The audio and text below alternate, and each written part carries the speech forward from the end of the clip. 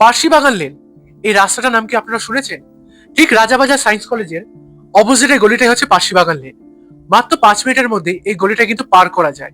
কিন্তু এই 5 মিনিটের মধ্যে লুকিয়ে আছে কলকাতার বাণিজ্যের ইতিহাস, ভারতের স্বাধীনতার ইতিহাস, ভারতের মনোবিজ্ঞান চিকিৎসার এক অদ্ভুত ইতিহাস, আর তার সঙ্গে জড়িত আছে বাংলা তথা ভারতের সাহিত্যের ইতিহাস। কি লুকিয়ে আছে গল্পে, চলুন।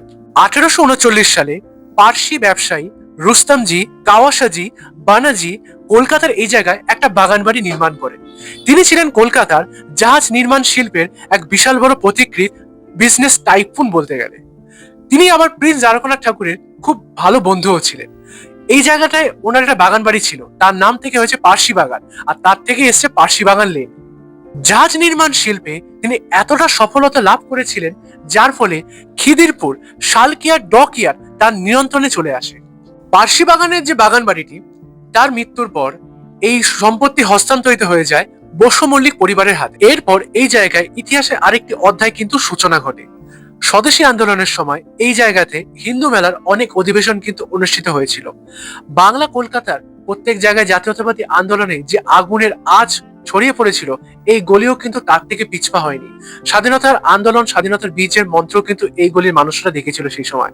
তবে এখানেই কিন্তু গল্প শেষ হয়ে যায় না, সূচনা ঘটে এরপর থেকে। এই গলির 14 নম্বর বাড়িতে ভারতীয় বিজ্ঞান শাস্ত্রে এমন উন্মেষ ঘটেছিল যা সবাইকে গর্বিত করবে।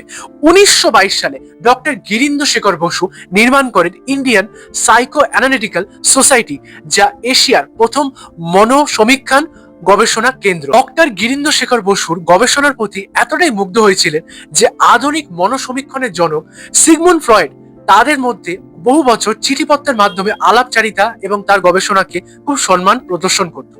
এটা সত্ত্বেও কখনো ডক্টর গিরীন্দ্র শেখর বসু ফ্রয়েডের অনুসারী ছিলেন না। তিনি বেদান্ত, ভারতীয় শাস্ত্র, ভারতীয় দর্শনকে সর্বদাই সম্মান করতেন। তার চিন্তাধারা স্বতন্ত্র একরকম ছিল। এই বাড়ির সঙ্গে বাঙালি সমাজের আরো অনেক গভীর স্মৃতি কিন্তু জড়িয়ে আছে।